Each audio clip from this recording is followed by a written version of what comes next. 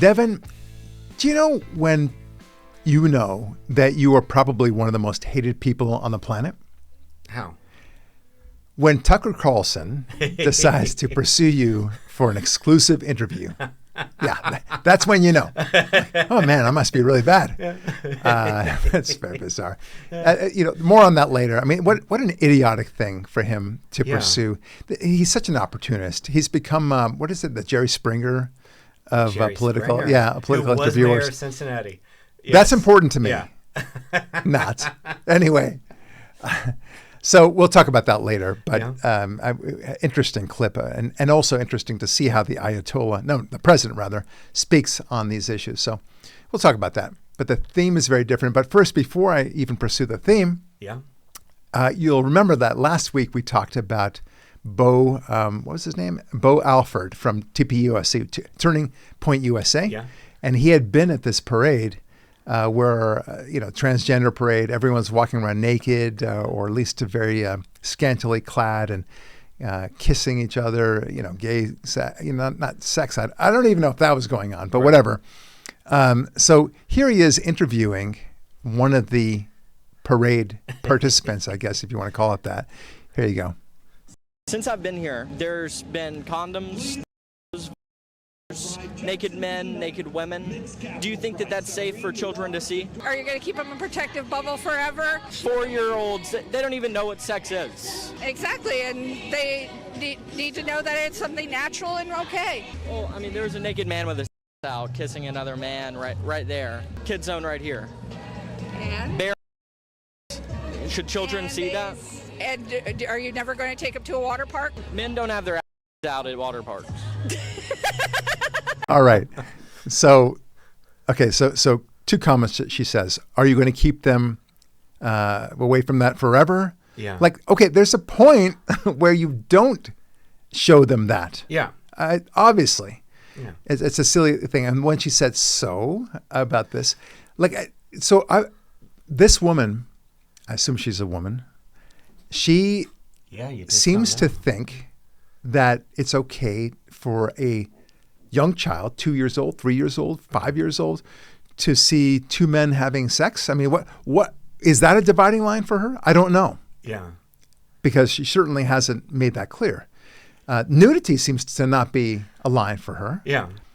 Two men naked who are kissing each other naked, that seems to be okay with her. Right. So she doesn't. That's the problem I have with these people. What is the line? Yeah. Is there a line at all? And that's what they're always pushing. And if they did have a line, and they would say, "Oh, that would be absurd." Let's say two people having sex right there in front of all the other kids, and say, "Well, that would be too much." Well, why? Right. What's the point?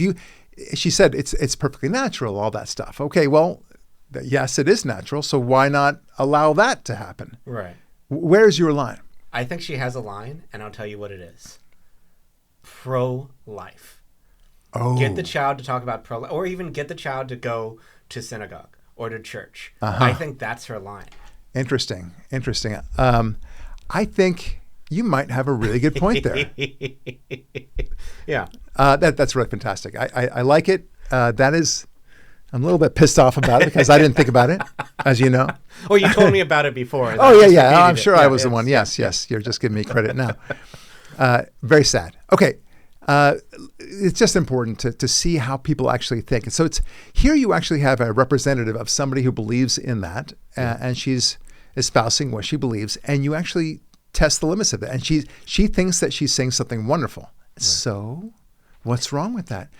Let me ask this. What if, let's say, why not show horror movies to 3-year-olds? Yes. Okay? Yeah. That has nothing to do with nudity.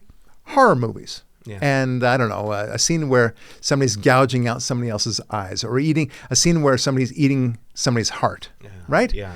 That presumably would be unacceptable. Why would that not be acceptable? She would say, well, that's not natural. Yeah, well, actually it is. That's what's been going on for thousands of years. Yeah. So why shouldn't we expose them to that, right? I mean, you and I know that you don't expose them to that for a whole bunch of reasons. I don't want to see horror films, and I don't want to see two men having sex with each other or even kissing each other naked in some sort of parade. Nobody wants to see that. Or even a man and a woman having engaged in that kind of activity. No. Yeah. I think the world is better. Like, do that in private where it could be a private moment. It doesn't need to be in public. Yeah, but they're trying to destroy civilization. Yeah. That's the reason why they're doing it in your face, literally, because they want to destroy all boundaries. Yeah. And from then they can create society anew. Right. Yes, that's right. Yeah. And they'll do it way better than God. Yes. Oh, yeah. God doesn't know what he's doing. Okay, so speaking of building things anew, Yeah. your buddy, Gavin Newsom, Yeah. has decided, and did you know, that he has decided that he's going to put $101 million invested into the Palisades after the fire Thank God. for low-income housing. Wait, what? Yep. Oh my God. No way. Way. Come on. It's true. Oh, Yes, dear that's right. Lord. Yeah. So what is that expression? When you mix, it's an old Chinese proverb. What is it? Oh, I gotta remember this. When you mix crisis and opportunity. Okay. Oh, yeah. What is that thing where it's like this mixed with this is whatever it is. So you get Gavin Newsom. Yeah. That's what crisis and opportunity mean, or for that matter, the Democrats. Rahm Emanuel from Chicago. He was a Chicago mayor. He left the chief of staff to become mayor. I don't know why he did that. It seemed to me a step down, but whatever. Right. And when this financial crisis happened, he said, "Never let a crisis go to waste." Right. And he meant it. And that's exactly what's happening with Newsom and this $101 million. Why it's 101 as opposed to just 100, I don't know. But there it is. So no surprise. Sadly, I'm not surprised. And the ripple effects that this will have, they just don't see it, but I see it. You see it. So if you mix crisis and opportunity, according to Homer Simpson, it's crisatunity. I always love that. Or one of the things that really gets me with this story is that if you're going to be skeptical or cynical, maybe that's why there was no water in the fire hydrants. Maybe there's no water to put out the fires.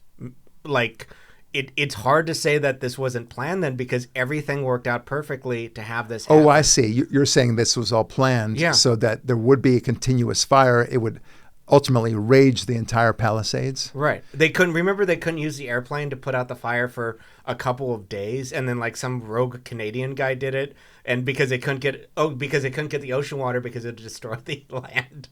Well, it's too windy. I right. think It was too windy or something. But like, yeah. So you're saying that they set it up in such a way that it would maximize the burn of the Palisades so that as to make it completely unlivable, and then they could build from the ground up all over again. I'm saying that a horrible conspiracy theorist, it might cross their mind that that's how it happened. You, sir, are crazy. Crazy is the word of the day. Yeah.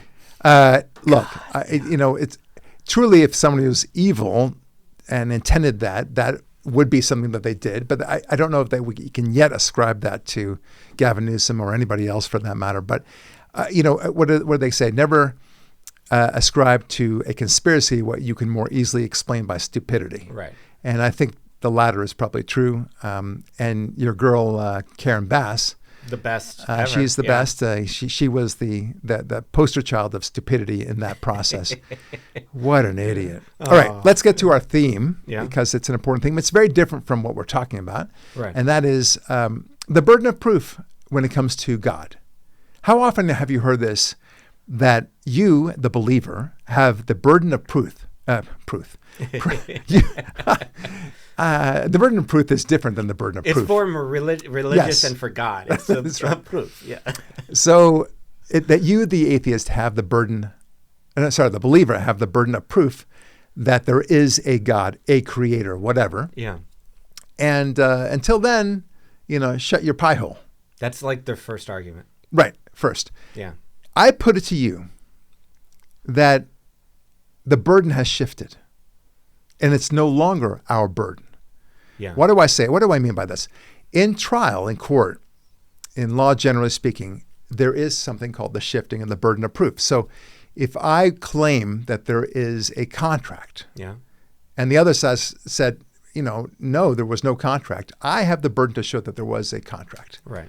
So maybe I pull out a piece of paper, there it is, or a series of emails, and now I've established, Your Honor, there was offer, there was acceptance, there's consideration, it's in a writing, there was a contract. I've met my burden of proof of establishing the contract. Now it's your burden to show that there's no contract. Right. And you might do that by showing that was a forgery, you invented that email, there's a whole bunch of things, or I was drunk at the time, or I didn't have capacity because I was younger than 18. There's a whole bunch of reasons you can say that contract is not enforceable. Right. I get that. But the burden in that example has shifted to the defendant to now say that there was no contract. Yeah. Okay. That's the same thing when it comes to God. Yeah.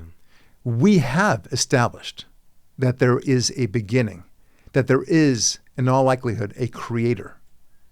And I believe the God of the Bible, Right. the Torah. So now how can we say that? I mean, atheists have been making this argument for centuries, that it's your burden of proof, your burden of proof. And now I think we've met it. Yeah. We've now established that there was a beginning to the universe. Right. We've now established through probability and statistics that the chances of something coming out of nothing is so obscenely impossible that you can't really, it's virtually zero. It's almost miraculous. That's absurd. What language are you using, sir? And then the probability of, anything forming at all in the way it has, and not to be completely gaseous in the universe. And then from there, the chances of life happening. And then from there, the chances of intelligent life happening. Yeah. And so many other things that, the perfection of the earth in terms of the Goldilocks situation that we have. All these things, the probabilities, which these are fractions that you have to multiply in order to have them all at the same time. And it's absurd. So we have established the burden of proof. Right. We've met our burden of proof. And that's before we argue the point of consciousness, what I call the me in me, Right. And free will, of course, and the concept of the past and the future, our ability, just intelligence, generally speaking, our ability to think abstractly. These are all things that you cannot explain through evolution. Yeah. So, as I don't know who said it famously, but the believer has to explain the presence of evil, and the atheist has to explain everything else. I agree with that phrase, but I think we've explained things pretty damn well. Right. And the presence of evil, I mean, that's too easy. Yeah. What did you expect? You always take the inverse of the situation. What would happen if there would be no evil in the world? God came in and took away all evil. Well, okay, you'd have the Garden of Eden. We'd never be in a position where we'd have to worry about anything. We would never progress as human beings because everything would be taken care of. Right. And what is evil? Is a hurricane evil? Because, I mean, that can kill you just as much as a serial killer can kill you. Even more. Right? Yeah. Horrific things can happen. You can be drowned in a hurricane, you get a tornado, whatever it is. So you need to have resistance in order to have growth. Yeah. Right? That's too easy. Right. And without evil, we can have no meaningful free will. So if you believe in free will, you have to believe in bad things happening. 100%. So, and evil, it exists only if you believe in God. That's the ironic thing. If there is no God, then there's just a bunch of stuff that you would rather not happen to you. Right. So going back to the hurricane example, a hurricane is not evil in and of itself, but you'd rather not be hit by a hurricane. Right. And you'd rather not be drowned by a flood. Yeah. Right? Like the sad, tragic story of the Texas kids and so many others. Yeah. Did you know that a lot of people have been saying, I don't know who it was, some commentator on MSNBC, I believe, said that the kids died, they were all Christian, and Jesus didn't save them. Such horrible that's people. That's what you think God is. Yeah. That God is supposed to swoop in every single moment there is some crisis and prevent the flood from happening. That's a very convenient. It's a very simplistic way of looking at God's role. You think God's role is to be your butler. Okay, but I'm digressing. Yeah. The point is the burden has shifted. Yeah. And explain to me, my dear atheist, why you think that the burden hasn't shifted. This has all come about in the past 100 or so years. All these statistics we're talking about, the DNA sequence that we now know, the Genome Project, all these amazing things, the construction of the cell, the discovery of the cell, the amazing intricacies and complexity of the human body that we never had an idea of, that cannot be explained by random events like that. No. We now know that there is a spark of life when sperm meets egg. Yeah. And I mean literally a spark, a light, which we had actually predicted in the Torah. Wait, there's actually like a blast of light. It's a blast of light. I did not know that. Now you can still say, well, that's somehow evolution. I get that, but how is it evolution? It's inside the. It's weird. Yeah. Okay. So, but Wow. but haven't we met our burden? Is what I'm saying. Yeah. The burden is now on the atheist. I hereby declare on the Barak Lurie podcast that we have met our burden of proof. I agree. Why are we constantly trying to establish our burden that God is real when we've already done that time and again? It's obscene. You cannot possibly say that there's no creator. I can get it where you say, well, I don't know if that creator is the God of the Bible. Got it. But the idea that there's no creator, you can't meaningfully say that anymore. Yeah. Maybe 100 years ago, we didn't know all the stuff we now know. You can make that intellectual argument. And then the stupid argument of who created the creator, as if that's somehow a meaningful argument. It's a stupid argument. Yeah. I deal with that, by the way, in my new upcoming books, Atheism Steals. Nice. It's an absurd argument. You'll see. I don't want to get into that now. Yeah. But wow, so you as a believer, please get out there. When someone says you have the burden of proof, you comfortably say, oh, we've met the burden of proof. Yeah. Just say that. Yeah. And then they'll say, well, how so? Well, we've established that it's impossible to have happened from nothing. Yeah. We've established that consciousness cannot come from evolution, free will, all the things I just mentioned. And now it's up to you to explain all of those. Yeah. Okay? Back to you, Dick. Yeah. Right? As they say in the news. Yeah. Anyway, I'm fascinated by this. All right. Lots to talk about, like I said. I do want to talk about what's his name? Tucker Carlson, his interview. Yeah. The fact that he pursued it really disturbs me.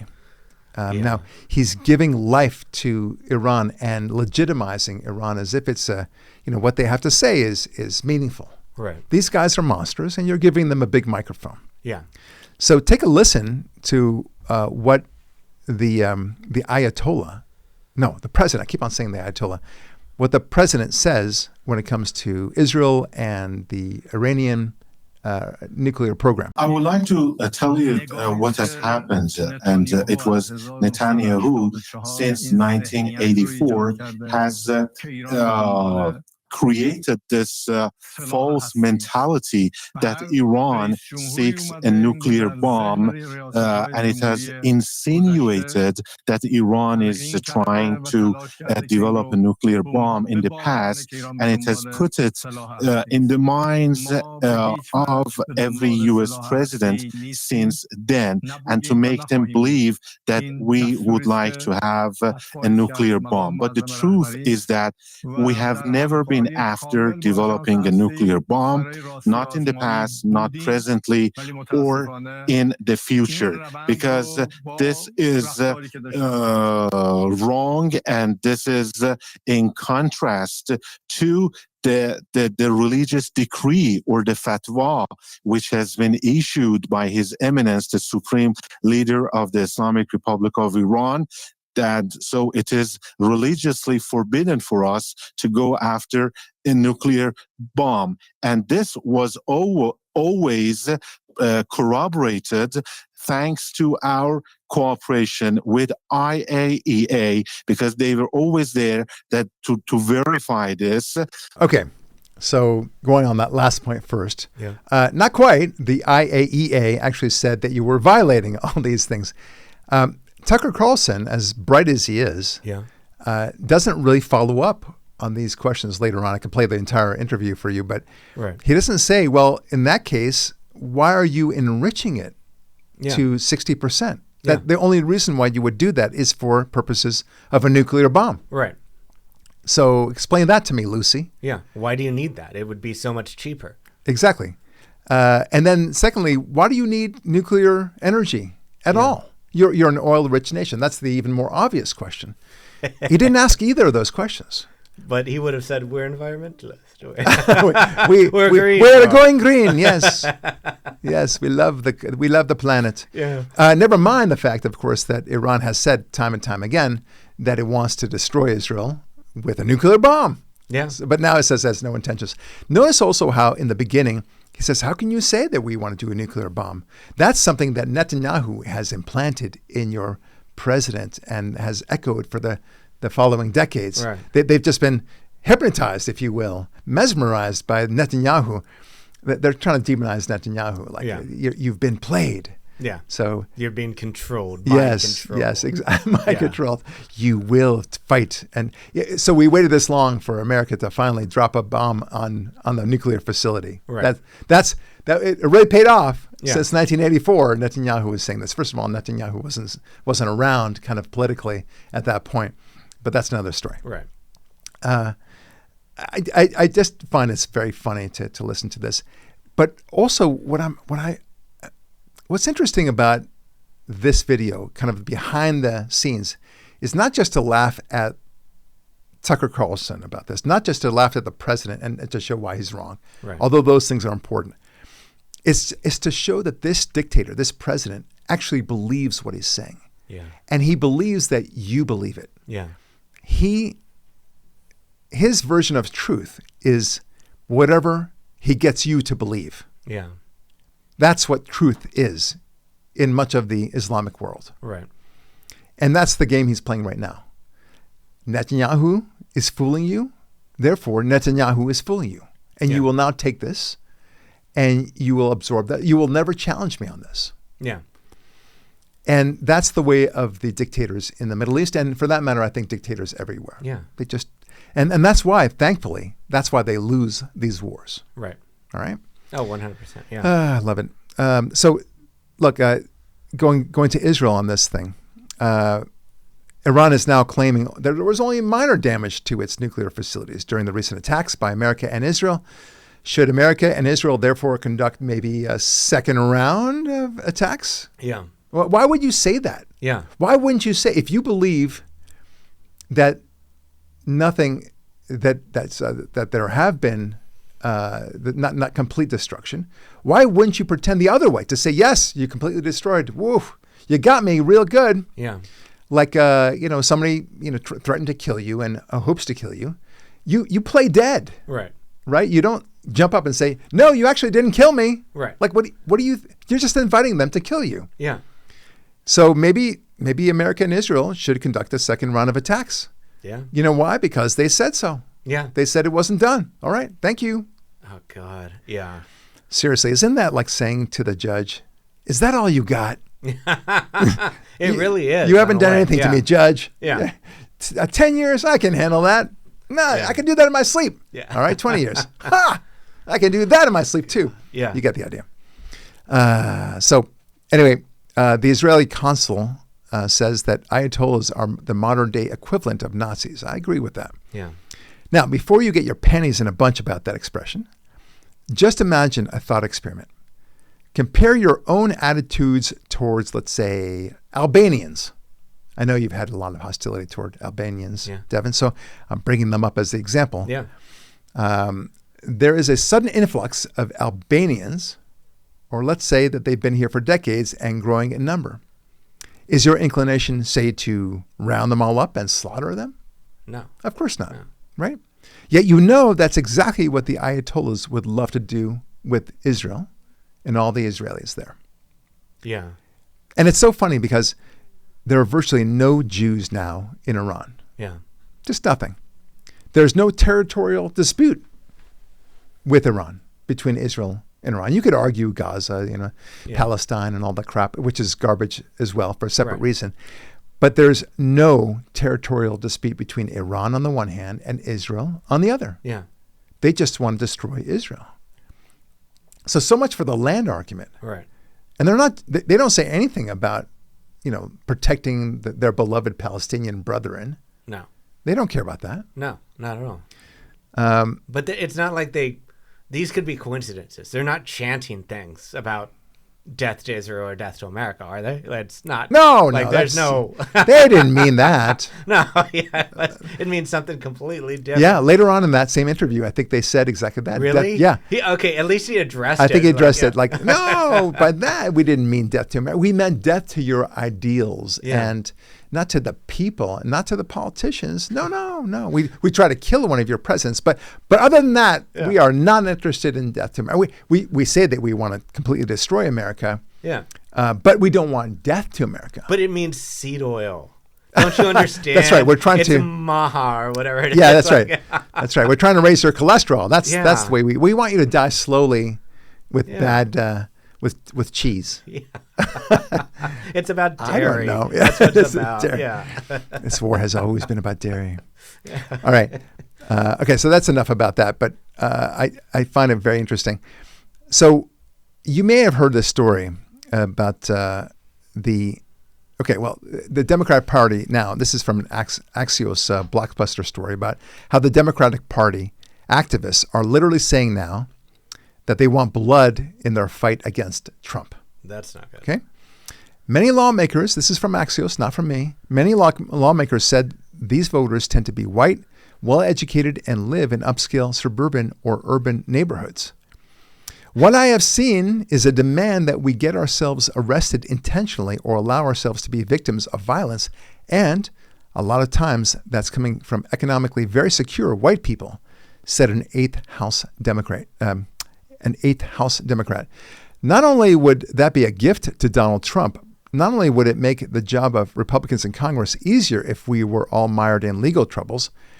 Well, yeah, but I mean, that's the problem of your own making, dude. Yeah. I mean, anyway, we are a group that is disproportionately people of color, women, LGBTQ people who do not fare very well in prison.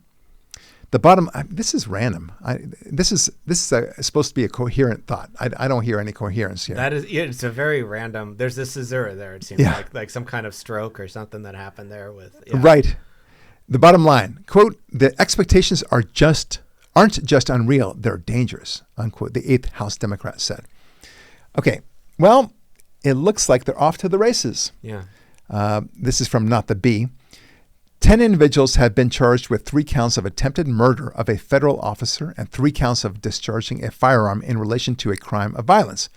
They all face a mandatory prison term of 10 years and up to life in prison. What happened?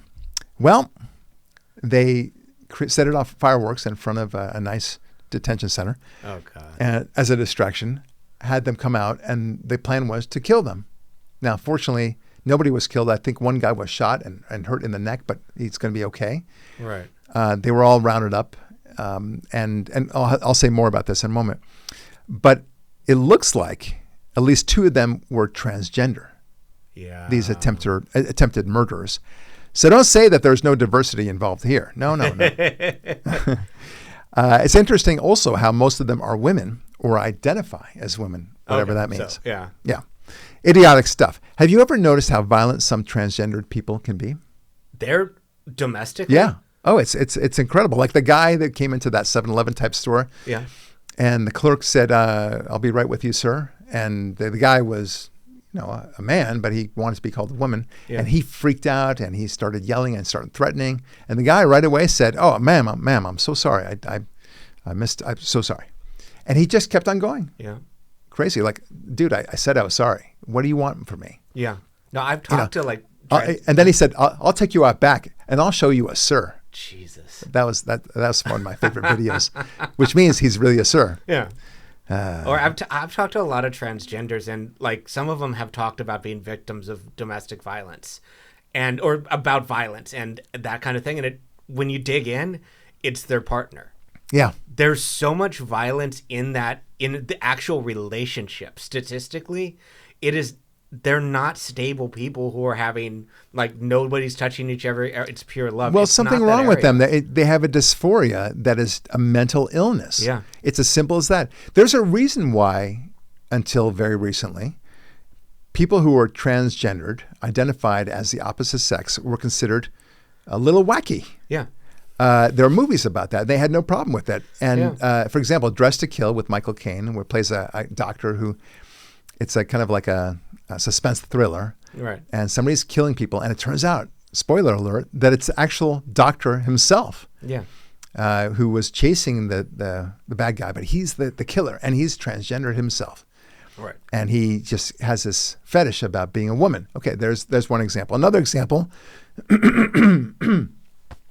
excuse me. Another example is Silence of the Lambs. Yeah. Right. Jam Dumb. Yeah. Yeah, and he kidnaps and hopes to skin a whole bunch of women so that he can create a suit of women skin so that he can become a woman that way. Yeah. Because he was not allowed to become a woman by way of a regular surgery. Yeah. They deemed him too crazy. So surprise. Yeah, when they actually did tests, the Mayo Clinic, and I think there was another one, you had to do a Barrage test and pass it. Right. And prove that you're not just crazy, but he couldn't do that. There are many other movies like that too. Another movie, I won't get into the details of it, but a very funny movie called Whatever You Want. All You Needed to Know About Sex, But Were Too Afraid to Ask by Woody Allen. It was one of his first movies. They have like that. Yeah, there's a scene there. There are many short stories, Yeah. and one of them is about this guy who has a fetish of dressing up like women, and he gets caught, in the street. It's very funny. The premise is excellent, but it's not looking good for the transgendered communities. It doesn't. Yeah. But that's the way it is. These people are not well. They're obsessed with their identity, and they can't really. It's so all-consuming to them that I don't think they could really advance in their lives. Yeah. You don't see too many stories of great accomplishments and contributions by the transgendered community. Right. You do see from gays, from Jews, from Hispanics, from blacks. I mean, every group that you could think of, you could say, wow, this group has really contributed a lot to society. Transgenders, not so much. No. There might be one or two. I'm allowing for that. I'm simply saying they're not famous for being incredibly contributive, if that's a word, to society. Oh, right. No. When you think of gays, for example, right, you think of amazing music. You think of amazing fashion, cuisine, for that matter. Aesthetics in every way. Aesthetics. You think of all sorts of great things that they do. I mean, humor, interior design. Jesus, yeah, humor. A lot of great things that and great acting. There's too many good examples. Yeah. Because they're gay, and that's that. Right. They're not consumed by changing their identity. That's a different thing. And they're not trying to be... and trying to force you to call them something else. Yeah. That they're not. I mean, a gay person doesn't say, you must call me a gay person. Right. Over and over again. I mean, he doesn't care. Yeah. Like, he's gay, he's gay. That's it. You don't have to accept it. No, you're straight. No, I'm gay, is what he would say. And there's nothing you can tell me that it will change that. Right. Okay. Yeah. Just like you're a guy, no amount of people can tell you that you're not a guy. Yeah. Other than to make fun of you, I guess. That would be about it. And if they did, it would just be funny because it's like, okay, call me whatever you think. Exactly right. Exactly right. Yeah. Anyway, not the B even refers to these idiots, these 10 Antifa people as Trantifa. So I got to say that's a great play on words there. Yep. I wish I had come up with it, but I didn't. Trantifa. Anyway, according to the U.S. attorney reporting on the matter, some were wearing body armor, some were covered in mud, some were armed, and some had two-way radios on them. All of the equipment fairly new, which is interesting. Yeah. They were found in possession of 12 sets of body armor, spray paint, and a flag that said, "Resist fascism, fight oligarchy." They also had flyers. Where did we hear that phrase, "fight oligarchy," before? I just don't know. I don't know either. And somehow the image of AOC comes racing in my head. Bernie Sanders comes racing to my head. And they're in a speech saying, "Fight oligarchy." I wonder. Only it's not a good look. Podcast that played it. Exactly. I don't know. Yes. Such a podcast would be an invincible podcast. Yeah. Unstoppable. Yeah. Anyway, they also had flyers saying, "Fight ICE terror with class war and free all political prisoners." Over the weekend, officers executing search warrants discovered masks, goggles, tactical gloves, a cache of weapons, and what the U.S. attorney called insurrectional material. Yeah. Yeah. Okay, there you go. So this is not good stuff. Yeah. At some point, you've got to accept that this is your party. These are the people that are backing your ideology, and you need to speak out against it. It's look, you can say this is crazy. I get it, but you need to speak out. Right. They're quickly becoming the Muslims, domestic Muslims of America. Yeah. I'm not saying religiously. No. In the same way that we get upset with so-called moderate Muslims, if there is such a thing, for not speaking out against terrorism and being bold and public about, we decry this, we denounce it. This is not Islam. That's what we want to hear. We don't hear it. No. Instead, what we say is that we're concerned about the backlash. Right. Like, you people will take this as an excuse to attack us. Like, what? Can you just please denounce this and say this is not Islam at least? Yeah. You don't always get to be the victim. Yeah. Yeah. Back in, I think, 1980 or 85 or something like that, there was some schmuck in Israel. He went into a mosque, a Jewish guy, and he killed a bunch of Muslims praying. Okay, it was awful. God. I think he killed like 10 people.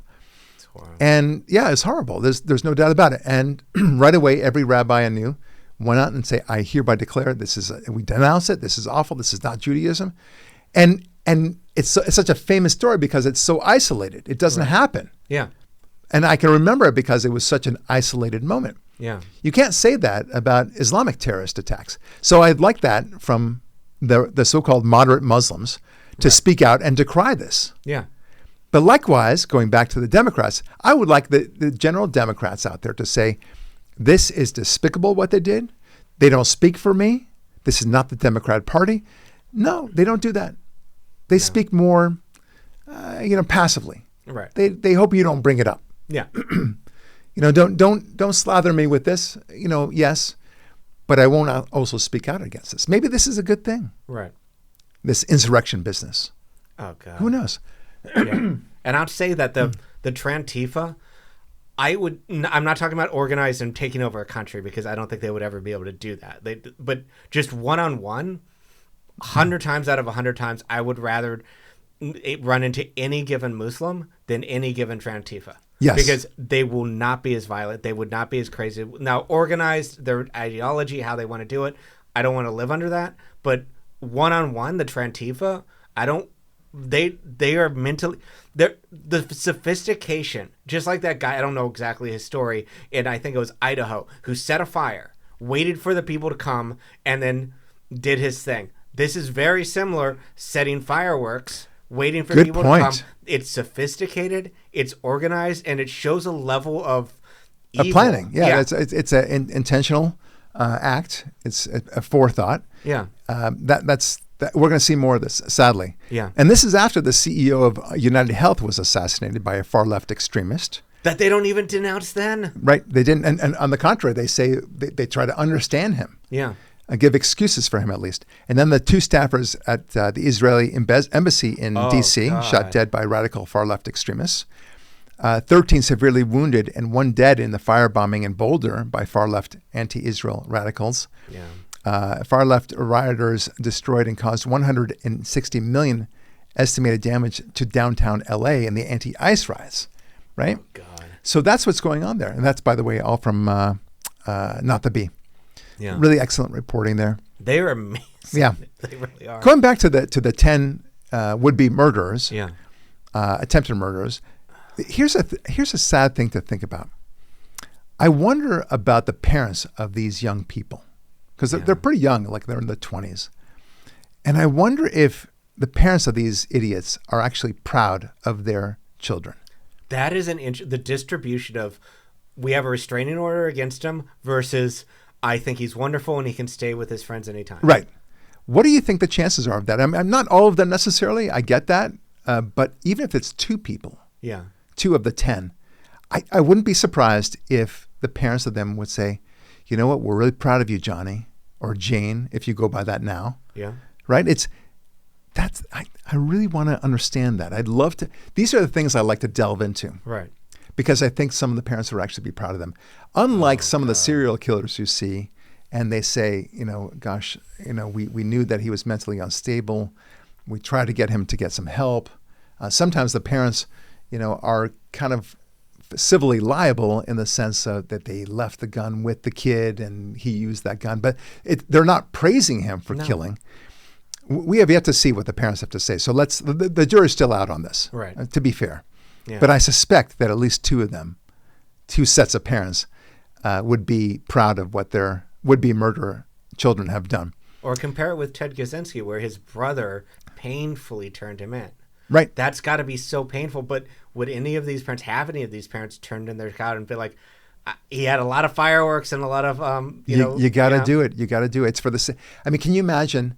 That your child is talking about killing people, and he's going to get a gun. He's going to do it. You would have to go to the police and say, "Listen, my son is saying terrible things. I really think you need to arrest him. Yeah. And we'll deal with it later. Yeah. But please arrest him." And what would happen if they didn't? Because it's your son or your brother, as you exampled. Yeah. Then what would you do when that person goes out and actually does kill somebody? You would feel horrendous guilt about that. You would feel responsible. Yeah. As you should. Yeah. All right. Now these same people and many Democrats. Yeah. Now these are actual politicians. What's his name? Jeffries. Hakeem Jeffries. Yeah. He wants to unmask the agents. They actually have something called the Visibility Act. This is that Democratic representatives are actually advancing this bill. The idea is to make ICE agents visible, forcing them to reveal their names and their faces while they do their work. So they can be doxxed. Of course. Yeah. I mean, that is the only reason why. Right. And it's unbelievable to me that they think that we can't see through that. Right. Well, we want accountability. Well, no. No. Not at all. You want them to be terrified. This is a way to intimidate them so that they won't want to work there ever. Why would you work there? If you know that you're going to be a target, right. doxxed, as you said, and why would you risk your family? Yeah. For the sake of getting rid of illegal immigrants. Well, this is a great way of it's never about what they claim it's about. No. In this case, about accountability right. and making sure that they understand that if they do something wrong, they will be filmed. No. Yeah. This is about terrorizing ICE agents to make sure that they will never work there at all or have very few ICE agents. Right. Ultimately, the only ICE agents you would have are people who would become very unstable, who wouldn't, who would have no fear of death, have no fear of losing their family for that matter. That's not what we want. No, not at all. It's so basic. Yeah. All right. The big, beautiful bill Yeah. has now passed. Yep. I'm very excited about that. Has defunded Planned Parenthood. Oh, that's such a miracle. Yeah. Now, that's for a hot second because Boston U.S. District Court Judge Indira Talwani discovered a little red clause in the Constitution that entitles the abortion provider to unlimited federal funds, overriding Congress and the president. Of course, this is tongue-in-cheek what they're writing here. This is from National Review. They summed it up really nicely. The essence of Judge Talwani's order is that she has overruled half a century Supreme Court precedent and dissolved Congress, ordering the executive branch to draw monies from the Treasury in open defiance of an explicit congressional decision not to appropriate them and to spend them before the appellate courts can weigh in is about the most flagrantly unconstitutional thing a judge could do. Of course. Yeah. She just wants her fame. She wants her 15 minutes. That's what it is. They say the word "no kings," right? But that apparently wasn't meant to include judges. Yeah, they're an oligarchy. It's a small group of people ruling everybody. Yeah. It's about 700 district court judges for one thing. And how God knows how many state court judges. Yeah. They are above the law. Yeah. They must believe it. Oh yeah. Yeah. Because we're judges, we get to decide what's right and wrong. At the end of the day, everything stops with us. Not the Supreme Court, with us, the district court. Yeah, with the lowest level God, I can't believe it. I can't believe some of these things are happening. Yeah. Okay, so Dr. For Biden has agreed to testify regarding Biden. Yeah. And during the congressional hearing, he was he refused to testify on the grounds, to answer the questions on the grounds invoking the Fifth Amendment, that it might incriminate. Okay. So there's something to incriminate him for. Of course. Yeah. Now, what will happen at some point is that they will give him immunity, and then the Fifth Amendment won't apply. Nice. Okay, because it only matters if you actually have the risk of actually being convicted of something. Right. And once that's taken away, well, then Fifth Amendment doesn't apply. Right. Now, he also argues that there's the the doctor-patient privilege, and HIPAA and all that stuff. Okay. I'm sorry, dude. You can't have it both ways. Right. You can't go out there, as he did many times, saying the president is in great tip-top shape. Yeah. Fantastic. His cholesterol, way low. Right. His testosterone, way high. His blood pressure, magnifique. And then at the same time say, well, I can't disclose this. Right. When it's bad. Yeah. No, that's not the way it works. You Right. can't disclose something you think is positive and then hide behind the shield of doctor-patient privilege or confidentiality when you surmise the information to be bad. So once you break the seal and start talking about it, then you have to keep on talking. You can't just, exactly right. Yeah. You can't. Now, and it's not even about it's about his impressions and what he said to people. Right. Because if you are hired by the White House and you are now conveying messages to the world and your impression is exactly opposite of what you're claiming, you've got a problem. This is not about confidentiality. Yeah. Okay? Just like it's not that woman, that judge, I forget her name. She's so stupid. The one who decided to hide the illegal immigrant in Wisconsin. Oh, that woman, yeah. And she claimed immunity because she's a judge. Yep. Like, no, you don't get to do that. You don't to engage in criminal behavior that has nothing to do with your actual judicial decisions. Right. You get immunity for your decisions. Yeah. Okay? So nobody could sue you for saying that this guy violated his contract. Right. Okay? You don't get sued because you found somebody guilty of a crime. Right. That's it. Yeah. You don't get to commit murder in your own courtroom, for example, and say, immunity, I'm a judge. Right? It's It's not even diplomats get that kind of level of immunity. But anyway, so it's very similar, and he thinks he gets that kind of immunity, this doctor. You don't. Right. All right. Also, there's investigations now beginning against Brennan and Comey. Nice. Regarding the Russia collusion hoax. Yeah. As there should be. It just ended up being that they just invented all sorts of information. And what's so funny, and I'm going to get to this, the Epstein thing in a bit, the Comey thing that he did was he inserted and ran with the story, the Clinton thing with the dossier. Yeah. What do they call that again? There's a famous name for it. It doesn't matter. You get the idea. The false dossier that said that Trump was sleeping with whores in Moscow and everything else and peeing on the bed. It was all for great color and everything else, but it all ended up being a big nothing burger. And then they were so shocked because they had fed themselves into a tizzy, believing that there's this great conspiracy, and they're finally going to get this Trump guy. Yeah. And then when the investigator, Robert, or whatever his name, Robert Mueller, said that there's nothing there, they were like, so bizarre, because they believed their own BS. Yeah. It was one nothing burger on top of a nothing, on top of a donut, on top of a zero. Yeah. And then they expected it to add up to something. Yeah. It didn't. No.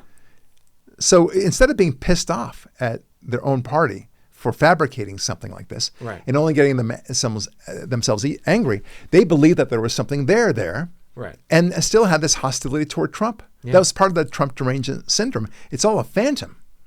It's hexed up by the Democrat Party, delivered to the Democratic base, and they get whipped up.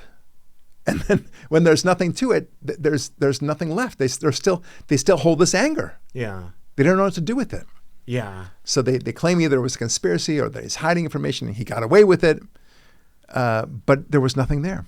Not at all. No. They still can't explain it. And they keep on searching for these things. Yeah. But then when you point out to them some things, like we're now beginning to find out, I mean, we're going to do this investigation of Brennan and Comey, what will they say? They'll say that they didn't know, or they'll say what? No, I'm not they. I'm sorry. What will the Democrat base say about our investigating Brennan that and it's Comey. completely politicized. It's completely unprecedented. It's never happened before. Yes. Yeah. Unprecedented. And it's so long in the past. That was yesterday's news. Yep. Come on, stop. Yeah. They'll minimize it. Never mind that the Yeah. Russia collusion story was itself yesterday's news Yeah. at the time. Oh, yeah.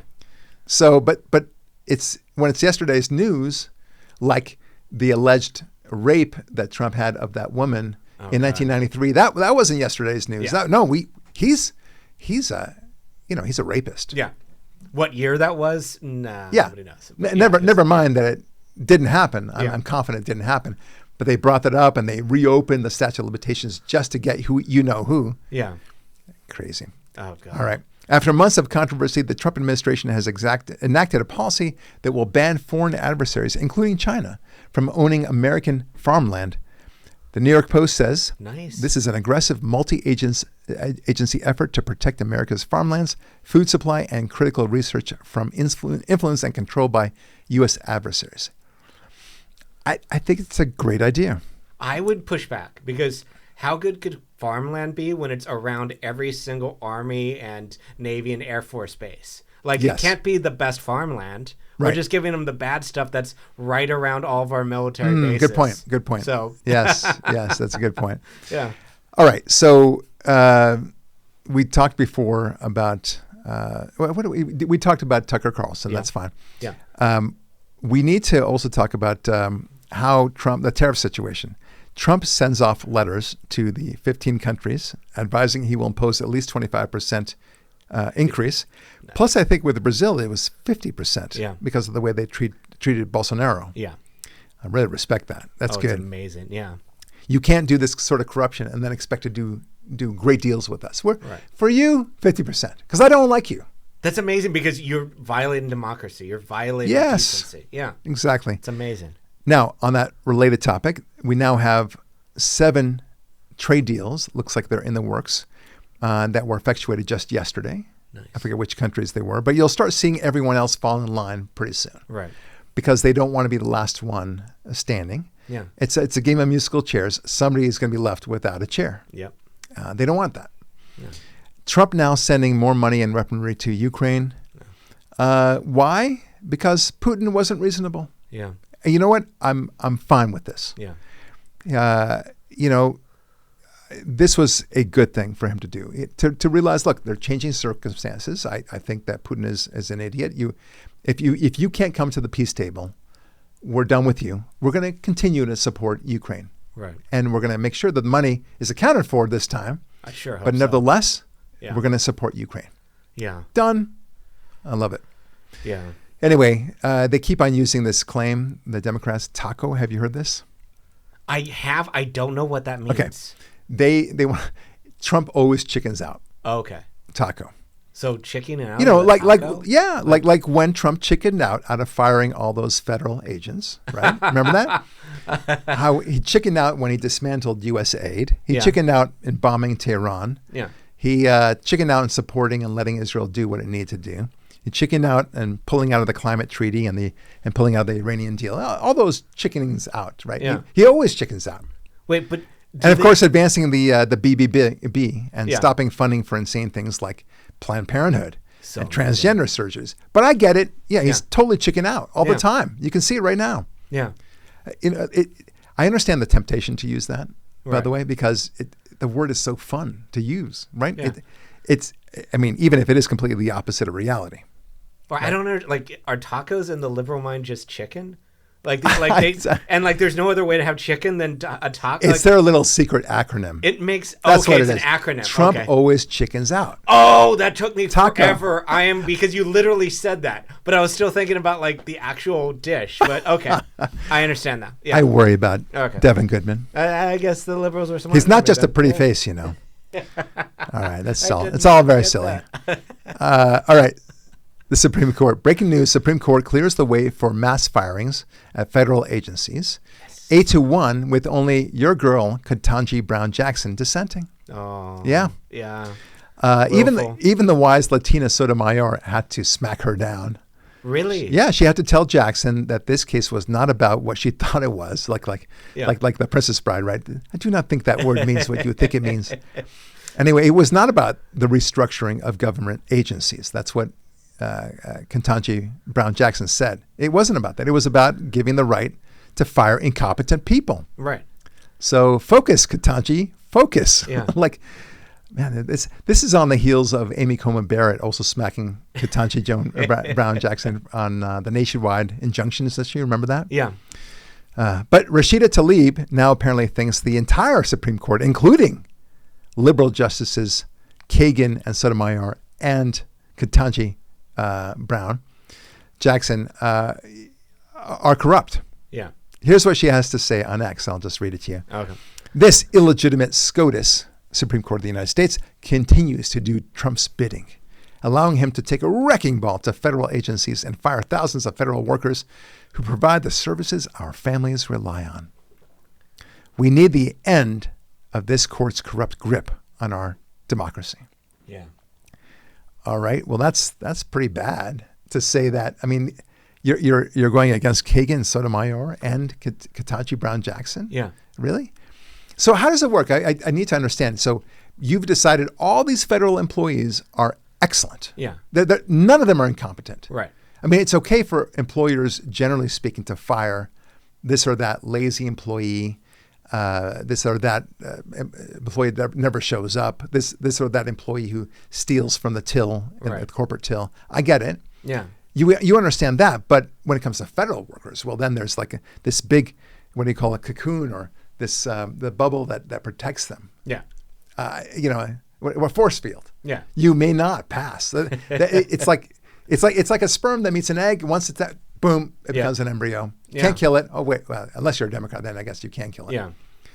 But suddenly that becomes, it's impenetrable. Yeah. It's awesome. And who says that these people are actually providing services to anybody? Yeah, that's what I was thinking. Like, they're not giving us food. Well, just use the Department of Education, for example. Oh, it's worse. Okay. You cannot say that it has done a single thing positive in the entire lifespan of the agency. Yeah. You can't say that the Food and Drug Administration has done anything good. I mean, look how fat everyone is. Yeah. They're getting sicker and sicker. Somehow you want kudos for that? Yeah. Anyway, it's very silly. Yeah. Anyway, Rashida Tlaib says that they're illegitimate, like I said. Let's end their illegitimate and corrupt grip. Yes, I feel like liberals use whatever adjectives that they can grab. Right. They really do. Yeah. It's like when you have a free buffet breakfast at Comfort Inn, right? You just load up on all the plate, man, because free is free, right? I learn all my best adjectives from the Democrats because they really know how to use adjectives. Oh, yeah. That's all they do. Yeah. It's amazing. But take a look at Ketanji Brown Jackson and how she talks about it, and she defends herself on these issues. This is with her on ABC News Live Prime. Dangers of it as well. Does the current state of American democracy concern you? So I am actually heartened that people are focused on the court and the work that we're doing on the state of the government. Because again, as I mentioned, as a democracy, the people are supposed to be the rulers. The people are supposed to be leading in terms of the policies and the way in which our government operates. And so the more that people are engaged with our institutions, I think, the better.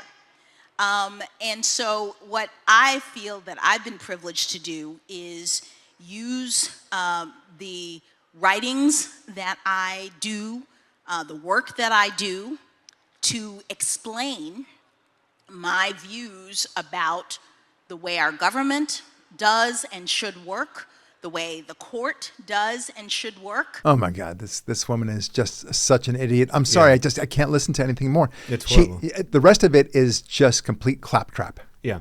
It doesn't make any sense. And what she's saying here, it doesn't make any sense. Yeah. First of all, we're not a democracy. Right. Okay. You would think that a Supreme Court justice would know this basic difference. And we're a republic. Yeah. We elect representatives who in turn make the bills for us. Based on the Constitution. Yeah. And nowhere here, and she says it's great that they're engaged in our civil process, but they're not. Yeah. They're not engaged. They engage in the most obstructionist policies possible, with all the filibustering from Hakeem Jeffries, for example, is just one thing, Cory Booker, and all that nonsense. And they say, get in your faces, and they do get in your faces, and apparently they try to murder people. Yeah.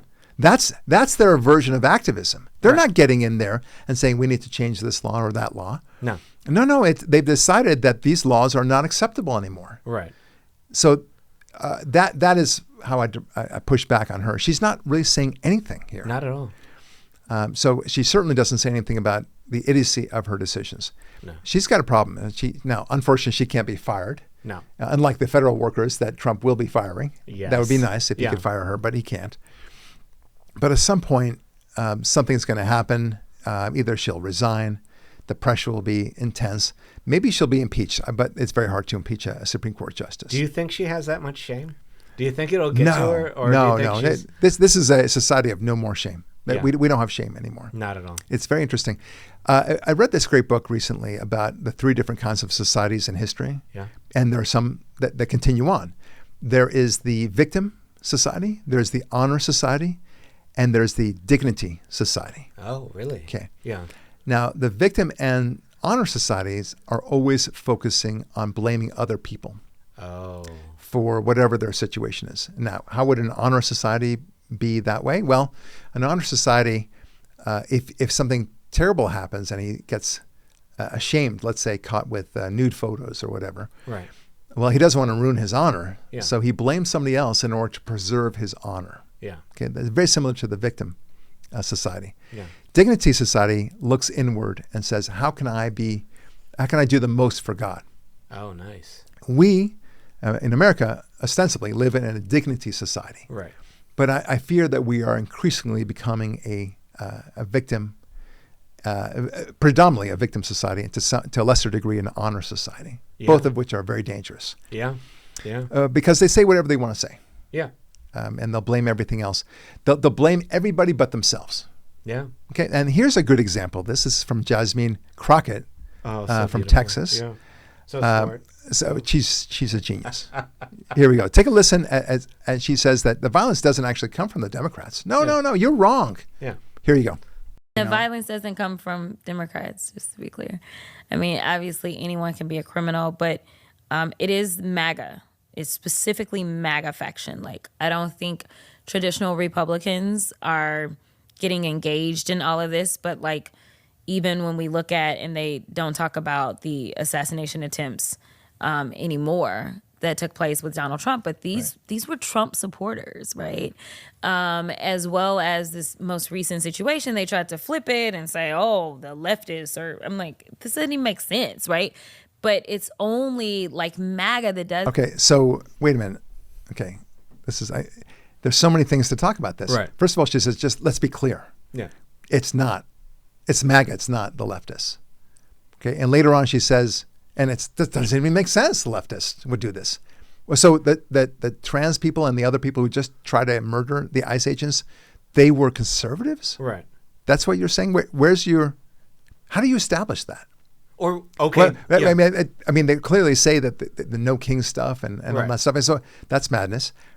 And then, I mean, all of it's crazy, and I'll talk about that in a moment. But let's rip it apart first. Yeah. And then she says that the people who try to kill Trump were Trump supporters. Right. Okay, that's an interesting way of showing love. Yeah. Not clear on that. Yeah. Talk about not making sense. That certainly But doesn't make there's sense. There's something to that. Yeah. So all these people who have been riding in the streets and everything else, all the violence of BLM for that matter, they were conservatives. They were MAGA people, no less. Yeah. So going to the main issue here, she believes, this is like the Iranian dictator that we just saw, the president, right? She believes this. Yeah. And she tells you this expecting you to believe it too. Right.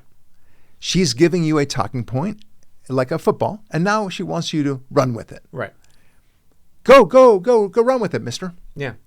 Free as a bird with this incredible information I've given you. And now she expects people to go around and saying, specifically MAGA is going to be killing people. Right. Okay. Yeah. I mean, I don't know that this will have legs. I think it's inherently absurd, but we live in absurd times. Yeah. And maybe this will have legs. Right. I mean, the way you know that it has legs is if other people start saying the same thing. Yeah. I'm sure that people will say on Twitter and TikTok and otherwise what she's saying and echo it. And if that's the case, we've got a problem on our hands. Yeah. Or I like the idea, okay, so the assassinator of Trump, he was bad then? Yeah. The people trying to kill ICE, they're bad then. We're agreeing that killing people and trying to kill people is bad. Can we both get on that same page? Yes, exactly right. And then we'll do the blame or who actually individually actually committed it. Yes. But let's start with, okay, they're just bad. Right. Yeah. It's just, okay, look, I mean, absurd is too silly a word. I mean, it's too obvious a word. Yeah. But I love how she says, it doesn't even make sense. Like, it only makes sense if conservatives are trying to kill conservatives. Yeah. And conservatives are trying to kill ICE agents. Why would they want to? Why wouldn't they want to kill ICE agents? Because ICE agents are deporting illegal aliens, and conservatives want to deport illegal aliens. By all means, let's kill the people that are trying to protect us. Yeah. That are on our side. It only makes sense, Devin. Night is day. Karen Bass story, speaking about not making sense. Oh, Karen. There was apparently an attack on agents on July 4th. And I forget, MacArthur Park it was, here in L.A. And here is Karen Bass demanding the ICE agents to leave. But before that, take a listen to how they describe the situation. This is from Fox 11 in Los Angeles. Not Fox News, Fox 11. MacArthur Park becomes the latest scene of a massive presence of immigration enforcement agents, heavily armed federal agents on horseback in military vehicles descending onto that park. This time things ended differently than we've seen in the past. Fox 11's Laura Diaz live in downtown LA with more on what happened out there today. Laura. Yes, the big question tonight is what was the purpose of the show of force? We can tell you that there were not that many people present in the park when that raid took place. And unlike other raids, advance word leaked out. Fox 11 was on the ground and up in the air. This is an overreach of your authority. By 11:10, there was tanks and all this. They got tanks all through here. They got the white vans. They got the trucks. They got all this out. About 10:30 Monday morning, heavily armored Border Patrol officers with a fleet of vehicles and some on horseback descended on MacArthur Park. This is the heart of the immigrant community, just 2 miles from downtown LA. Sky Fox was overhead as the operation kicked in. Our Fox 11 photographer, Sam Dubin, on the ground, recording the dramatic scene. Immigration agents in military green carrying rifles. Neighbors and community activists rushed to the park, challenging those in the action. Children were scurried from the urban park. The military pointed their guns at us and they were screaming at us, cursing to get the out of there. Among those arriving on the scene was LA Mayor Karen Bass. Okay, so we're going to talk about that in a moment. But first, look at the loving way that they spoke about this. Non-loving way, I should say, about the ICE agents and everyone else. Okay, so this is July 4th. This is after all the riots that happened before. Yeah. And they're saying, I don't understand why we have so many agents. There's so few people here. Seems to be an overreach. This is excessive. Right. So, excessive, rather. Why would you do this? Yeah. Because we had riots here before, and what would you expect us to have only like 2 guys, and then you can do the same crap you did before to us? No, that's what it is. An overwhelming show of force discourages people from showing up and attacking the police officers and the ICE agents. That's why. Yeah. But they're so shocked. Why? This is an example of how the left only sees 5 minutes behind them. Yeah. And 5 minutes ahead of them. Yeah. Because it's literally, there were riots just a week, 10 days before. Yeah. That, and they forgot about it. Right. This is the reason why. Yeah. So, and then they say, "Oh, people are guns. I've never seen a gun before. This is terrible." A Humvee? What? Yeah, they're exactly. tanks. They're so shocked. These Humvees. Yeah. All right, so let's continue on talking about how the great LA Mayor Bass respond to this. Flanked by security and in a crush of people pushing for the operation to end. Our camera caught her on the phone pleading with officials to stop. You getting ready to leave? Okay, please, can you leave ASAP? My comment is they need to leave, and they need to leave right now. Soon after, the operation ended, reportedly with not one undocumented person taken into custody. Well, okay, so there's a reason for that. Yeah. It's because they wanted to make sure that there were no riots.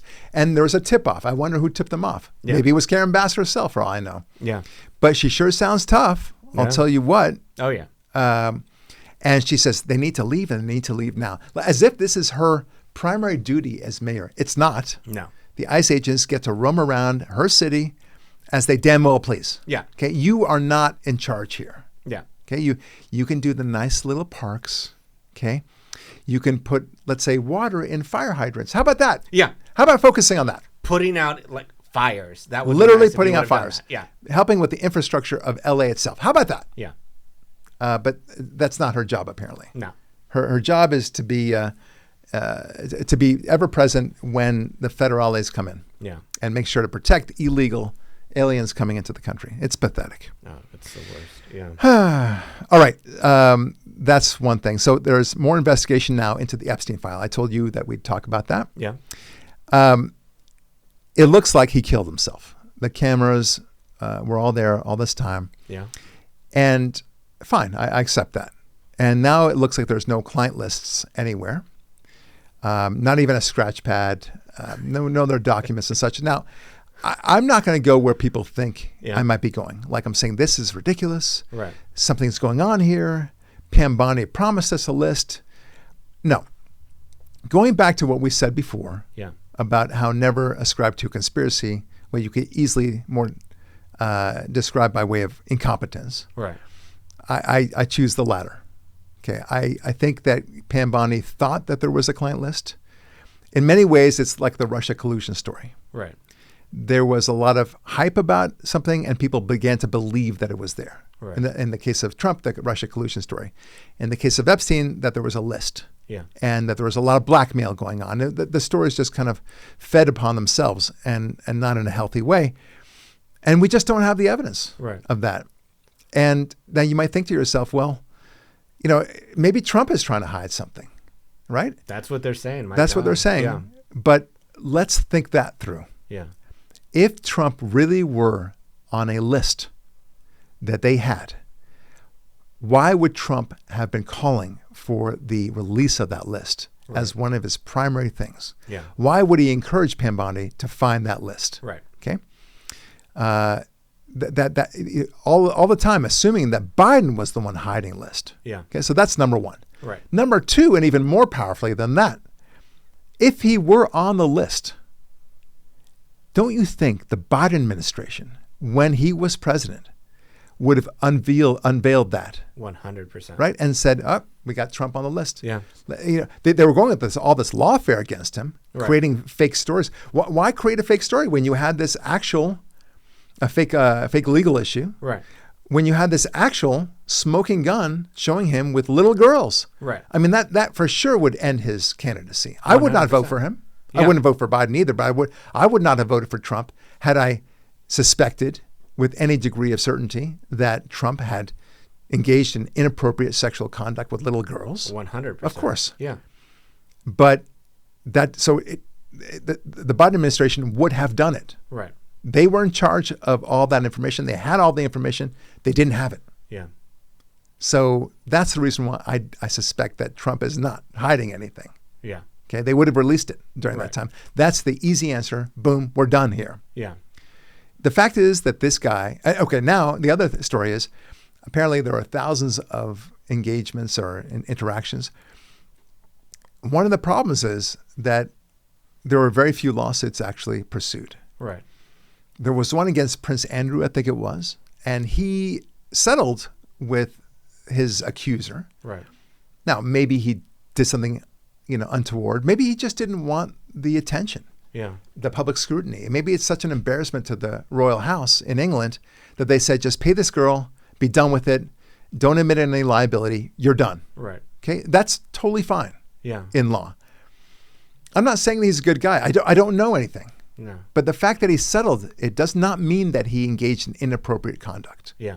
He may have been drunk. I don't know. But not the kind that you think necessarily. Yeah. And then as far as I mean, for example, we know that some girl accused Alan Dershowitz, of inappropriate conduct there. And that turned out to be a big lie. He sued her for defamation and won, I think. Right. And it all came out, it all unraveled. She admitted to lying about it. So there's no stories brought by actual victims. Right. And you would think if there are thousands of encounters that at least some of them would have said something a little bit more detailed than this. So what you're saying is you want the burden of proof is on having some kind of proof. Yeah. Having some kind of information. Something should have come up. We haven't seen one woman, for example, saying, Epstein raped me. Right. Epstein handed me off to this man, and his name is John Smith, whatever. Right. It just doesn't exist. Yeah. You would think somebody would say something about Bill Clinton. I'm not saying that's impossible, but for a conspiracy that large to exist, you would really have to hide a whole bunch of information.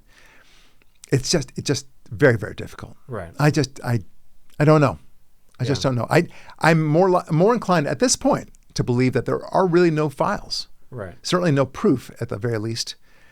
Than that there is a file that's being hidden and that everyone now is in on it on the Republican side. Both Democrats and Republicans are now in on it. Kash Patel, for example, that he would be in on it too. I don't buy it. Yeah. So unfortunately, it's a story that ends up with nothing. Yeah. I mean, I think there are victims there, but I don't know that there were victims there, so to speak. Right. Yeah. So anyway, we talked about James Comey and John Brennan. I think that's a great thing. There's an investigation there. There's also an investigation into the cocaine incident in the White House where they pretended. Oh, is there? There was we can't figure it out. Like nobody believed it. Okay. Obviously it was Hunter. Yeah. I would say with 99% confidence. Yeah. There's also an ongoing investigation into whether Jill Biden was engaged in elder abuse. I mean, this is amazing. She really was, though. Yeah, she really for sure. was, yeah. And now I don't know if it's actually happening, but I believe there's an investigation into the 2020 election, which could be a good thing. Yeah. I always felt like there was something very weird about that election. The anomalies were too great, too bizarre. And then you couple that with the fact that there was mail-in ballots and there was so much loosey-goosey behavior.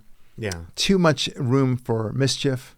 And then they say, prove it. Show me the missing ballots. Right. Okay, I get that. But these are the same people that are happy to accuse an employer of being racist because of what they call disparate impact. Yeah. Even though they can't prove that he's racist. It's just, he has too many white employees. Yeah. Compared to his locality. It doesn't accurately reflect the same percentage of white people in his locality. Right. Therefore, he must be racist. Yeah. Okay. Of course. But prove it. Yeah. So you can't have it both ways. You can't say, well, I think disparate impact is appropriate when it comes to holding an employer to be racist. Yeah. But when I say there's disparate impact in the voting schemes and what happened, you say, no, prove it. Yeah. Suddenly they want to see every single false ballot. Yeah. It's hard. Yeah. I agree with that. But the anomalies do speak for themselves. They raise big questions. I think this is not a good picture for the Democrats. 2020 will always have an asterisk. 100%. On the other hand, I'm happy that it turned out the way that it did. Yeah. Right? I mean, wouldn't you, and we talked about this before, if you were to ask a typical Democrat, you have to have Trump as a second-term president. Yeah. But it's going to be either 2020 or 2024. Right. Choose. Yeah. Most people now wish that it would have been 2020. Yeah. They had a big rah-rah when he, quote-unquote, lost in 2020. I get that. Right. Thinking that was over, done. But he comes back. Yeah. With a real roar, and he's stronger than ever. Yeah.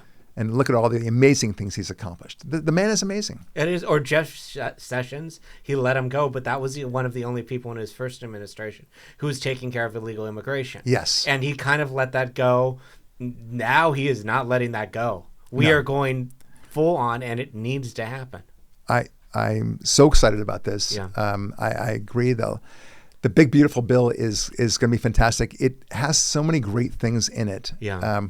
It's not a perfect bill. Nothing is. Nothing's perfect. When you're talking about compromise, it's going to be not everything that you want. Right. But it's pretty damn good. Yeah. And the number one thing is that it continues the tax reductions of the 2017 tax law. Right. And that is it's not just continued, it's forever now. Nice. So it makes it permanent, which means that now investors are going to be much more confident Right. to put their money into the market and other places, which will only increase the economy dramatically. Right.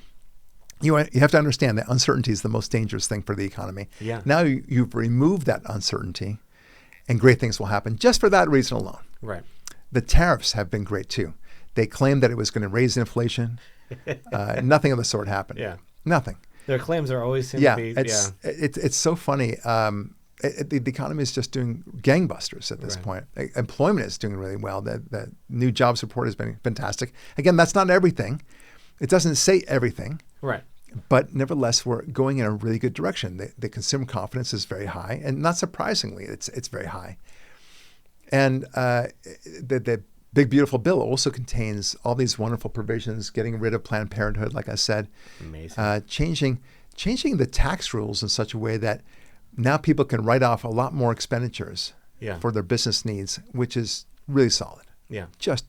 And I love that $1,000 infusion of money for every child born. I think, going forward. It's amazing. It's an amazing thing. It's a great investment in the future of America. We talked about that. And these are the kind of forward-thinking ways of this administration that Biden and I don't think any Democrat has ever thought about before. And for that matter, any Republican has thought about before. Yeah. So God bless Donald Trump. Okay, the Trump derangement syndrome is real. Yes. But it's really because people have thrown out these bizarre donut collusion conspiracies about him over and over again.